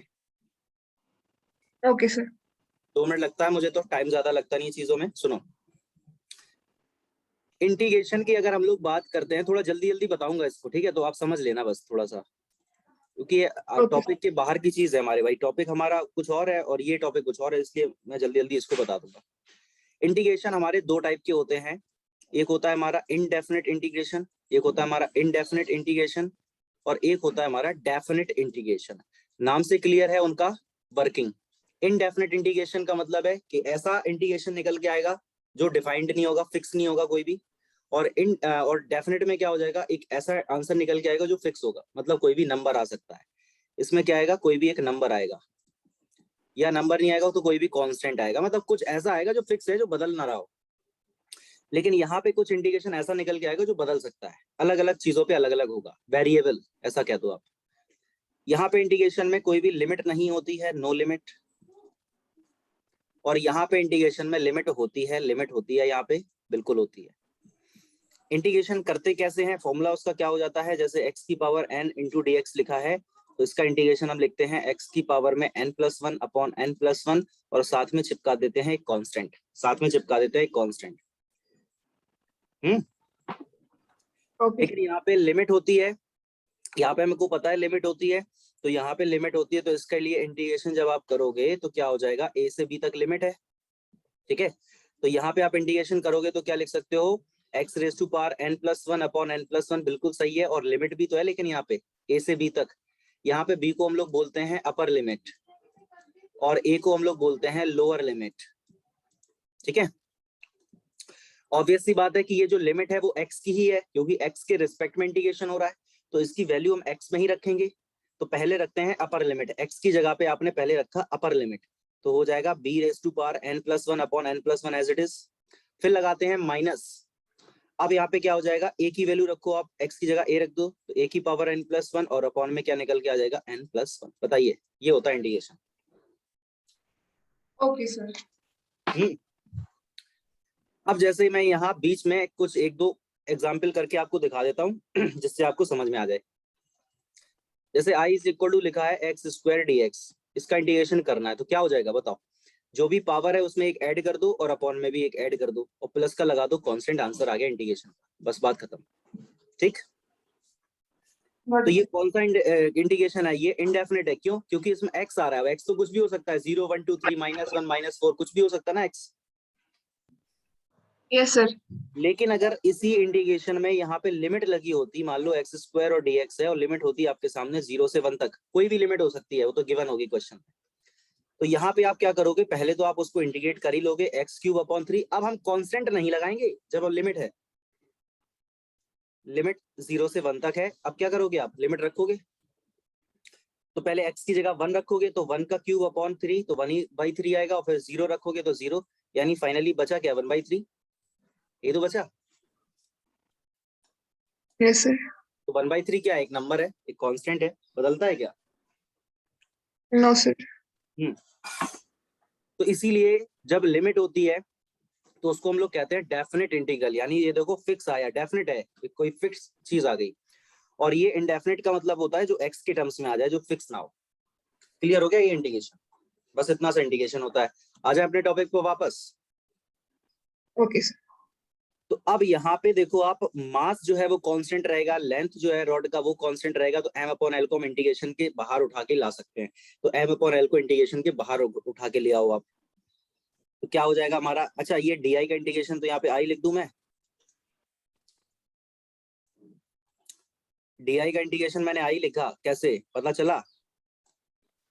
क्योंकि वहां पे ये ऐसे लिखा हुआ है, i की पावर 0 लिखा है ना, वहां पे दिखाई नहीं दे रहा जो। Yes sir. तो i की पावर 0 को हम लोग क्या लिख सकते हैं, i का पावर 0 + 1 अपॉन 0 + 1, यानी i बचेगा। इसीलिए डी का इंटीग्रेशन मैंने डायरेक्ट i लिख दिया था। बात आ गई समझ आपको? Yes sir, got it. हाँ, ठीक है, तो इसीलिए मैंने उसको डायरेक्ट लिख दिया था। तो यहाँ पे मैं इसका इंटीग्रेशन क्या लिख दूंगा, i लिख दूंगा, और ये m/l तो कांस्टेंट है। इंटीग्रेशन यहाँ पे बचा है x² और dx। अब मुझे लिमिट जानना है, लिमिट कहाँ से कहाँ तक होगी। सुनो, जैसे ये रॉड है और ये उसका बीच वाला पॉइंट है, सेंटर। तो इस रॉड की लेंथ अगर मान लो 10 सेंटीमीटर है, माना इस रॉड की लेंथ कितनी है, 10 सेंटीमीटर है, और ये मैंने बिल्कुल बीच में इसको पकड़ लिया, यानी ये जो एक्सेस आपको इस डायग्राम में दिखाई दे रही है ना, ये वही एक्सेस है जो यहाँ से बीच से जा रही है। ठीक है, अब आप मुझे बताइए कि इस एक्सिस के लेफ्ट में कितनी डिस्टेंस है, कितनी लेंथ बची है लेफ्ट में?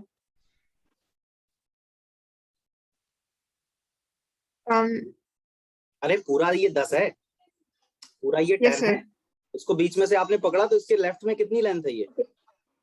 5 सर। और राइट में? 5। ऑब्वियस सी बात है, यानी बीच में बिल्कुल अगर आप पकड़ते हो तो दोनों साइड सेम डिस्टेंस रहेगी ना। Yes sir.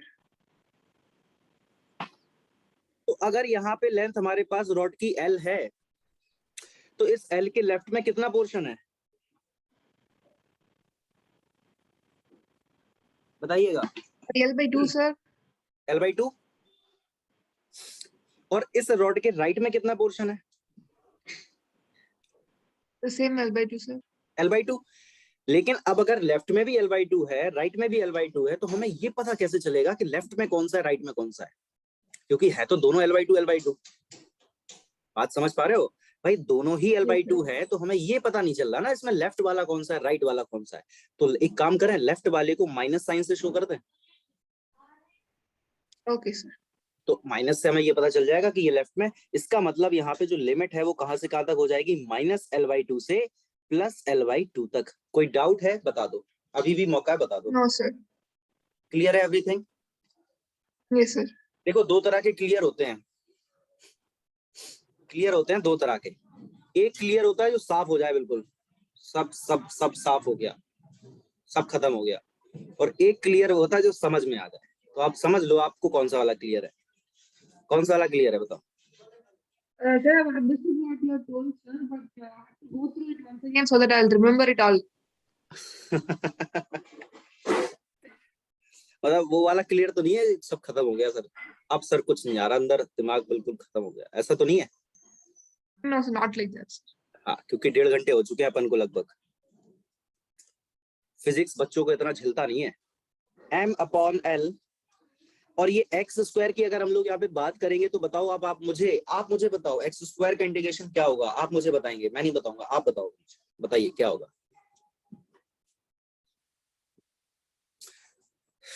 अभी तो बताया था मैंने, कितनी देर हुई है जी?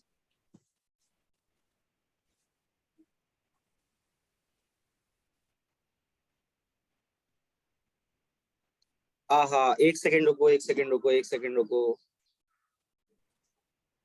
हाँ, तो मैं आपसे क्या पूछ रहा हूँ कि आप मुझे ये बताइए कि एक्स स्क्वायर का इंटीग्रेशन क्या होगा यहाँ पे। मैंने अभी इंटीग्रेशन आपको बताया ना, भूल Yes, गए? sir. तो क्या होगा इसका एक्स स्क्वायर का, बताओ। ये देख लो, इसकी हेल्प ले लो, चलो बताओ एक्स स्क्वायर का क्या होगा। Um,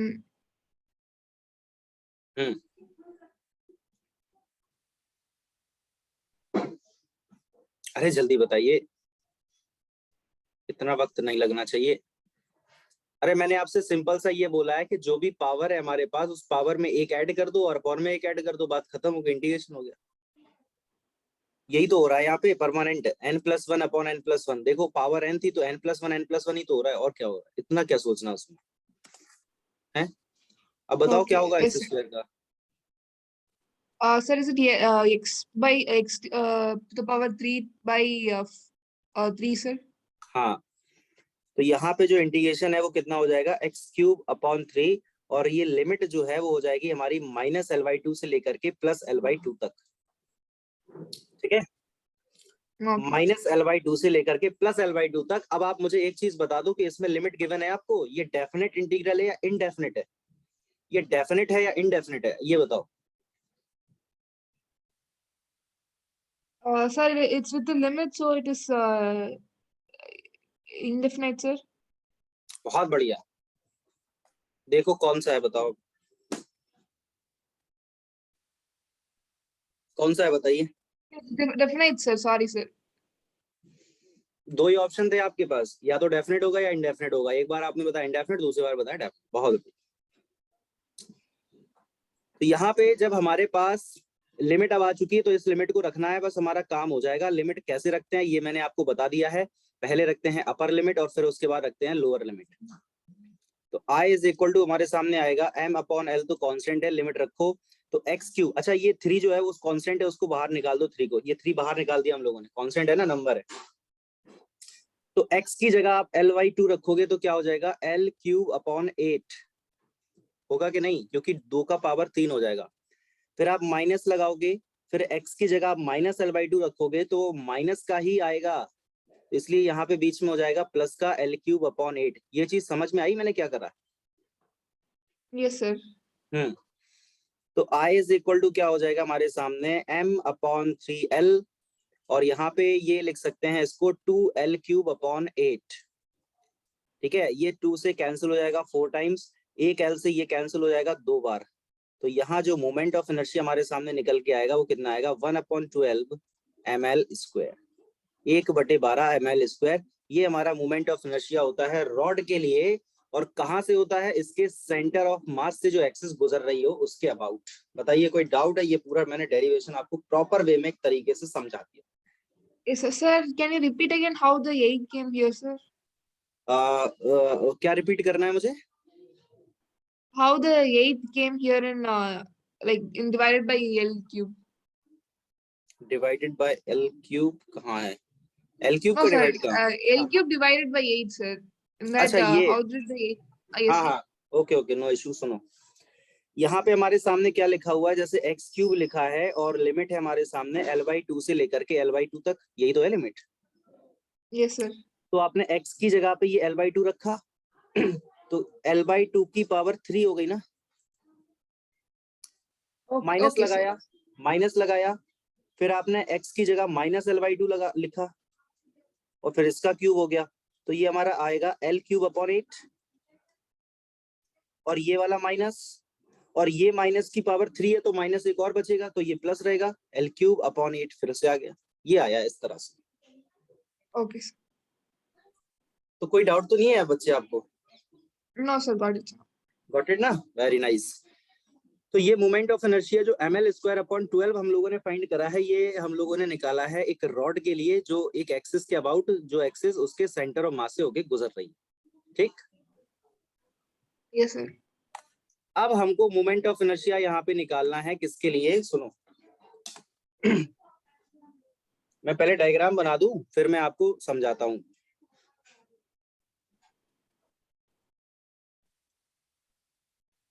एक एक्सिस ये हो गई हमारे पास और एक एक्सिस हमारे सामने ये हो गई है, ये दो एक्सिस हो गई हैं।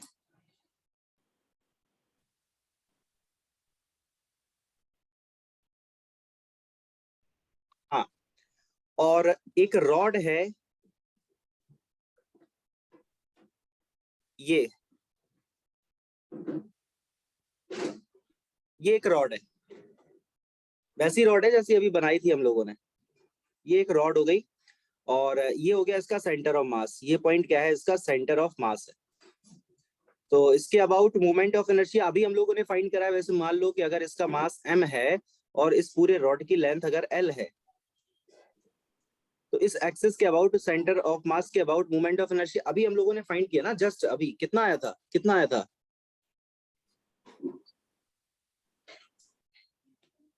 रितिका कितना आया था? अभी जस्ट फाइंड करा हम लोगों ने, कितना आया था?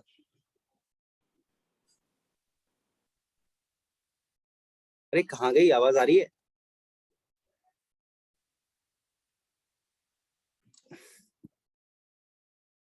मैं क्वेश्चन, अरे ये क्या हो रहा है, हाँ क्वेश्चन में आपसे क्या पूछ रहा था, क्वेश्चन में आपसे ये पूछ रहा था कि जैसे ये हमारे पास एक रॉड है, इस रॉड का लेंथ वही l है और इसका ये जो सेंटर ऑफ मास है, इस सेंटर ऑफ मास के अबाउट एक एक्सिस जा रही है जिसके लिए मोमेंट ऑफ इनर्शिया अभी हम लोगों ने जस्ट फाइंड किया था।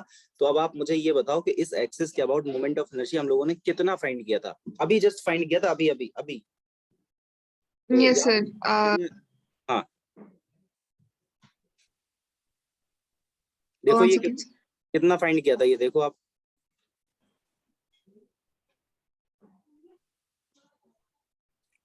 बताइए जल्दी बताइए। Sir, L/12 ml square. अरे ये L नहीं One by है, ये 1 है। one by 12 ml square. हाँ तो इसके अबाउट जो भी हमारा मोमेंट ऑफ इनर्शिया था वो था ml²/12 या 1/12 ml², ठीक है। अब आपको यहाँ इस क्वेश्चन में क्या करना है, आपको इस क्वेश्चन में इस एक्सिस के about moment of inertia find करना है, ठीक है। और ये सेंटर ऑफ मास है, तो ये सेंटर ऑफ मास का ये डिस्टेंस कितना होगा, L/2 होगा। सेंटर ऑफ मास के लिए डिस्टेंस कितना हो जाएगा, L/2, ठीक है। तो अब आप देख सकते हो कि जैसे मान लो ये रॉड है, एक एक्सिस इसके सेंटर से होकर गुजर रही है इस तरह से, ये एक्सिस मान लो इस एक्सिस समझ पा रहे हो आप, ये एक्सिस गुजर रही है एक, और एक एक्सिस गुजर रही है आपकी यहाँ से, ये मान लो ये भी एक एक्सिस है, तो ये एक एक्सिस गुजर रही है यहाँ से, तो ये दोनों एक्सिस एक दूसरे के पैरेलल है कि नहीं? Yes, sir. तो आपको इस एक्सिस के अबाउट मोमेंट ऑफ इनर्शिया निकालना है जो इसके कॉर्नर से होके गुजर रही है। बताइए कैसे करेंगे? इसमें हम क्या अप्लाई कर देंगे, देखो अभी मैंने आपको एक थ्योरम पढ़ाई थी, कौन सी? Theorem of parallel axis. Parallel axis. तो इसमें हम theorem of parallel axis apply कर दें, है ना। Yes, तो sir. इसमें जब आप theorem of parallel axis apply करोगे तो आप क्या बताओगे मुझे, बताइए थ्योरम ऑफ पैरेलल एक्सिस।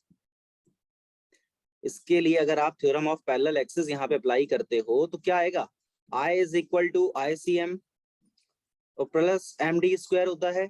अब आप मुझे बताइए कि I तो हमें फाइंड करना है, चलो ICM कितना है, ICM कितना है? हाँ जी बताइए जल्दी से, ICM कितना है हमारे सामने?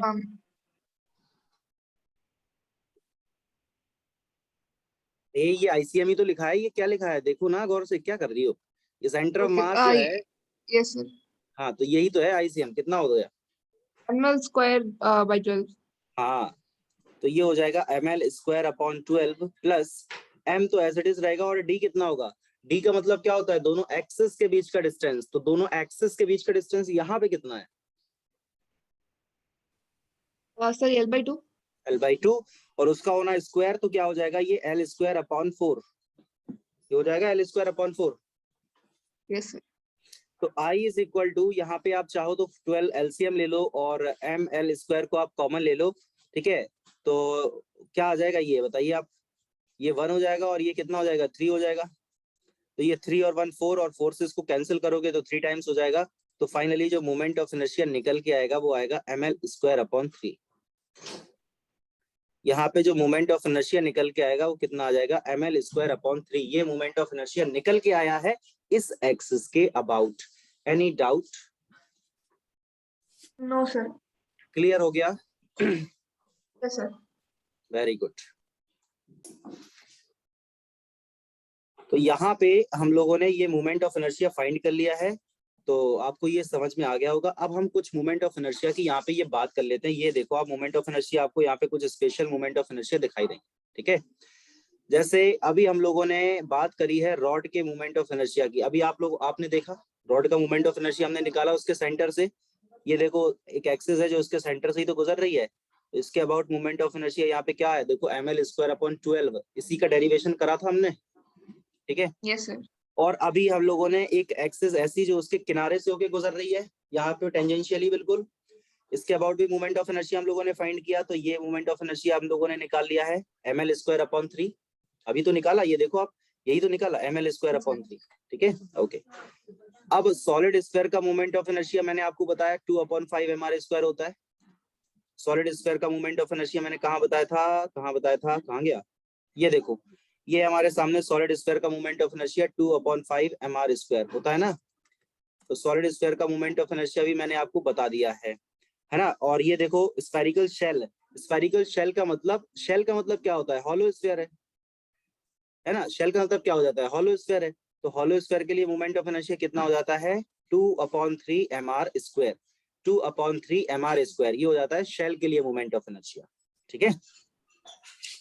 इसी तरह से अगर आप एक हुक की बात करते हो या रिंग की बात करते हो, एक तरह की ये रिंग है ये रिंग मतलब जो हम लोग पहनते हैं ना हाथों में, उंगलियों में, तो वो रिंग है ये, उसी टाइप का। तो रिंग के लिए मोमेंट ऑफ इनर्शिया यहाँ पे कितना हो जाता है? mr square. और ये रिंग कौन सी वाली है? इसके सेंटर से होते हुए जाने वाली रिंग, ठीक है? और एक रिंग ऐसी है जो इसके प्लेन के परपेंडिकुलर, मतलब वो डायमीटर के अलोंग है। जो जैसे मान लो, मैं कैसे बताऊं आपको, जैसे मान के चलो ये रिंग मैं पहने हूँ, हाँ ये रिंग आपको दिखाई दे रही है? Yes sir. इस रिंग का डायमीटर होगा, ठीक है? इस रिंग का डायमीटर होगा, तो उस डायमीटर के अबाउट, मान लो ये इस रिंग का डायमीटर है, तो इस डायमीटर के अबाउट यहाँ पे देखो आपको दिख रहा है ना, मतलब थोड़ा सा क्लियर, तो ये डायमीटर है। मतलब जैसे मान के चलो कि ये अगर रिंग है तो ये डायमीटर के अबाउट आपको निकालना है मोमेंट ऑफ इनर्शिया। तो डायमीटर के अबाउट मोमेंट ऑफ इनर्शिया हो जाता है ½ mr स्क्वायर। ये कितना हो जाता है? ½ mr स्क्वायर, ठीक है? और ये जो मोमेंट ऑफ इनर्शिया ये है उसकी एक्सिस के अबाउट, सिमेट्रिक एक्सिस के अबाउट मोमेंट ऑफ इनर्शिया। तो इन दोनों में डिफरेंस है चीजों में, आप थोड़ा ध्यान रखना इन चीजों का, ठीक है? और वैसे ही ये सॉलिड सिलेंडर वगैरह है, डिस्क है, तो उनके लिए हो जाता है हमारा ½ mr स्क्वायर। और यहाँ सॉलिड सिलेंडर सेंट्रल डायमीटर से अगर निकाला जाए तो उसका ये फिर मोमेंट ऑफ इनर्शिया आ जाता है, ठीक है? तो ये इतने सारे मोमेंट ऑफ इनर्शिया हैं, इनको आप बस ऐसे पढ़ लेना कि किसके अबाउट क्या होता है, ठीक है? ज्यादा मतलब इसमें कोई खास चीज नहीं है, आपको सीधे सीधे याद ही करना है इसको, ठीक है? बताओ। Okay. हाँ, तो इसमें से अगर आपको कोई डाउट है तो आप पूछ लो मेरे से कि हाँ सर ये मुझे नहीं आ रहा, ये नहीं आ रहा, तो ऐसे करके तो मैं आपको यहाँ पे जरूर एक्सप्लेन कर दूंगा कि हाँ भाई क्या है। बताओ। बाकी अपन इसमें से देखा जाए तो जो बेसिक से थे वो बेसिक वाले तो अपन यहाँ पे वैसे देखा जाए तो फाइंड कर ही चुके हैं ना। जैसे ये रॉड का कर लिया अपन ने, ये दोनों रॉड के कर लिए, सॉलिड स्फीयर का मैंने बता ही दिया था आपको। इस तरह से सीधे पढ़ लोगे आपको तो कोई दिक्कत नहीं आएगी मेरे ख्याल से। दिक्कत आए तो फिर आप पूछ लेना, नेक्स्ट क्लास में पूछ लेना, अगर अभी आपको नहीं आ रहा, ठीक है? एक बार रीडिंग करके फिर पूछ लेना, कोई दिक्कत नहीं है, ठीक है? Okay. Very good. तो अब हम लोग यहाँ पे बढ़ने वाले हैं नेक्स्ट थ्योरम की तरफ। नेक्स्ट थ्योरम हमारे सामने कौन सी है? नेक्स्ट थ्योरम जो है हमारे सामने वो कौन सी है? Theorem of perpendicular axis. Next theorem जो भी हमारे सामने वो है थ्योरम ऑफ परपेंडिकुलर एक्सिस। तो बात करते हैं यहाँ पे हम लोग थ्योरम ऑफ परपेंडिकुलर एक्सिस के बारे में।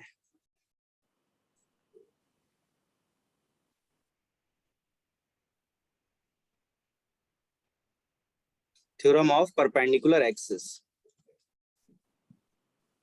अब थ्योरम ऑफ परपेंडिकुलर एक्सिस हमसे क्या कहती है? थ्योरम ऑफ परपेंडिकुलर एक्सिस हमसे ये कहती है कि जैसे मान लो कि हमारे सामने तीन एक्सिस हैं, जैसे मान लो हमारे सामने तीन एक्सिस हैं, इस तरह से हम लोगों ने मान लिया, ये मान लो एक्स एक्सिस है, ये वाई एक्सिस है और ये जेड एक्सिस है।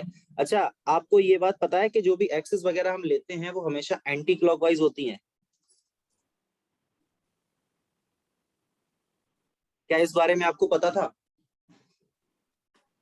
No sir. एक्सेस जो भी हम लेते हैं वो हमेशा एंटी क्लॉकवाइज होता है। एंटी क्लॉकवाइज का मतलब क्या होगा कि एक्स के बाद वाई आएगा, वाई के बाद जेड आएगा और जेड के बाद एक्स आएगा। एंटी क्लॉकवाइज फॉर्म में चलेंगे। ऐसा कभी नहीं हो सकता कि आप ऐसा सोच रहे हो कि सर यहाँ पे आपने एक्स लिख दो और यहाँ पे आप वाई लिख दो और यहाँ जेड लिख दो। ये गलत है, ये नहीं होता, कभी नहीं होता। कहीं भी लिखा दिखाई दे आपको तो कह देना गलत है ये। ठीक, हम जो भी एक्सेस वगैरह लेते हैं वो हमेशा एंटी क्लॉकवाइज फॉर्म में लेते हैं, x y z x y z x y z, anti clockwise. ठीक है, ये तो क्लॉकवाइज हो गया। ठीक, याद रहेगा? Yes sir. हाँ, तो जो भी एक्सेस वगैरह हम लेंगे वो हमेशा हम कैसा लेंगे? एंटी क्लॉकवाइज फॉर्म में लेंगे, जो भी एक्सेस हमारे सामने आएगी। ठीक है, अब यहाँ पे क्या है कि हम लोगों ने मान लिया कि कोई भी एक 2D ऑब्जेक्ट है, ये 2D ऑब्जेक्ट है जो एक्स वाई प्लेन से मिलके बनी है, यानी एक्स वाई प्लेन में ये 2D ऑब्जेक्ट रखा हुआ है। तो इसका नाम है लैमिना। 2D ऑब्जेक्ट है कोई भी, लैमिना कहते हैं उसको। 2D मतलब 2 डायमेंशनल, लैमिना कहते हैं उसको ना। मतलब जैसे जैसे इसको क्या कहते हैं? इसको क्या कहते हैं? ये क्या है? Pen sir. पेन है। ये क्या है? ये क्या है? सर स्केल है। तो बस ऐसे ही इसको लैमिना कहते हैं बस। ठीक, जैसे यस सर। छोटे बच्चों से पूछा था, बोले आईज कहाँ है आपके? आईज कहाँ है? वो बताते हैं नोज कहाँ है? नोज कहाँ है? ऐसे ऐसे ऐसे मैं पूछ रहा हूँ आपसे। तो यहाँ पे मान के चलते हैं कि ये हमारे सामने लैमिना है और ये लैमिना आपको याद रखना है कि एक्स वाई प्लेन में है। ये लैमिना हमारी एक्स वाई प्लेन में है। ठीक है, तो फिर ये जेड एक्सिस इस प्लेन के परपेंडिकुलर होगी। तीनों एक्सिस एक दूसरे के परपेंडिकुलर होते हैं। बात आ रही समझ? यस जैसे सर। मान लो कि ये हमारी एक्स एक्सिस हो गई और ये हमारी वाई एक्सिस हो गई, मान लो ऐसे। ये हमारी एक्स एक्सिस है, ये वाई एक्सिस। अब जो जेड एक्सिस होगी या तो वो इधर की तरफ होगी या फिर वो यहाँ की तरफ होगी, तो परपेंडिकुलर ही तो होगी। तो ये जो लैमिना बना हुआ है ये हमारा एक्स वाई प्लेन में बना हुआ है और इस प्लेन के परपेंडिकुलर एक एक्सिस है जेड। तो इस परपेंडिकुलर एक्सिस के अबाउट जो भी मोमेंट ऑफ इनर्शिया होता है वो इक्वल होता है समेशन के। किसके समेशन? जिन दो एक्सिस में वो लैमिना बनाया गया है उनके अबाउट मोमेंट ऑफ इनर्शिया के। सीधा सा आप इतना समझ लो कि अगर ये लैमिना एक्स वाई प्लेन में बना है तो आई एक्स और आई वाई का एडिशन जो है वो उसके परपेंडिकुलर एक्सिस के इक्वल हो जाएगा मोमेंट ऑफ इनर्शिया। ठीक, ओके सर। समझ आई बात? जैसे अगर लैमिना हमारा वाई जेड प्लेन में होता तो आप क्या लिखते? मुझे बताइए, मुझे बताइए आप क्या लिखते? बताइएगा मुझे, क्या लिखते आप? देखो, एक्स वाई प्लेन में था, एक्स वाई प्लेन में था तो आपने क्या लिखा? आई एक्स प्लस आई वाई। अब आपके सामने वाई जेड प्लेन में तो आप क्या लिखोगे? बताइए जल्दी। I Y plus I Z sir. I Y plus I Z equal to किसके होगा? परपेंडिकुलर कौन सा बचा? एक्स बचा ना। I X. Yes sir. अगर लैमिना आपका एक्स जेड प्लेन में होता तो आप क्या लिखते? बताइएगा। Sir I Y is equal to I X plus I Z. बिल्कुल सही, कोई दिक्कत तो नहीं है? ओहो, वाई लिख दिया मैंने गलती से, जेड। कोई दिक्कत तो नहीं है? No sir.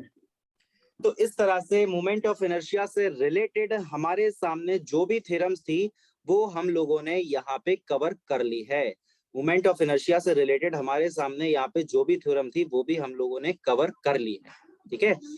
तो मेरे ख्याल से आज की क्लास में हम लोगों को इतना ही रखना चाहिए, ठीक है। इसके बाद हम लोग स्टार्ट करेंगे अब नेक्स्ट क्लास में।